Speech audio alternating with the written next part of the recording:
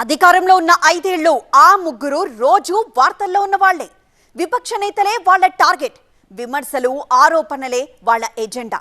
అధికారానికి దూరం కాగానే ఆ మాజీల నోళ్లకు తాళాలు పడ్డాయి. నియోజకవర్గాలకు కూడా దూరంగా ఉంటున్న ఆ మాజీ మంత్రుల మౌనవ్రతం ఎన్నాళ్ళు? ఏమైపోయింది ఒకప్పటి స్పీడు? సైలెంట్ అయిన నేతలు, నోరు విప్పని మాజీలు, చిత్తూరు నేతలు ఎక్కడ? వైసీపీలో ఆ ముగ్గురిది కీ రోల్.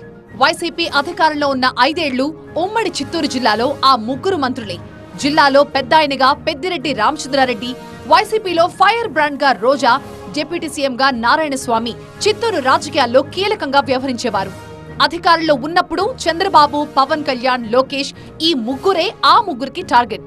సమస్య ఏదైనా, ప్రాంతం ఏదైనా, రాజకీయంగా ఏ సందర్భంలోనైనా ఆ ముగ్గురే అధికార పక్షం వాయిస్ ని బలంగా వినిపించేవారు.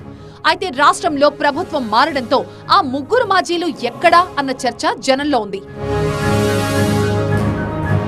2024 సార్వత్రిక ఎన్నికల్లో వైసీపీ నుంచి పోటీ చేసిన పెద్దిరెడ్డి పొంగనూరు నుంచి మరోసారి గెలిస్తే రోజా నగరిలో ఓటమి పాలయ్యారు. ఇక నారాయణస్వామికి ఈసారి పోటీ చేసే అవకాశమే దక్కలేదు. దీంతో ఈ ముగ్గురి వాయిస్ కొన్నాళ్లుగా అస్సలు వినిపించడం లేదు. వైసీపీలో ఫైర్ బ్రాండ్ గా ఎప్పుడూ వార్తల్లో ఉండే మంత్రి రోజా ఏమైపోయారు అన్న చర్చ నడుస్తోంది. నగరిలో ఓటమి తర్వాత క్యాడర్ కి దూరంగా ఉన్నారు రోజా.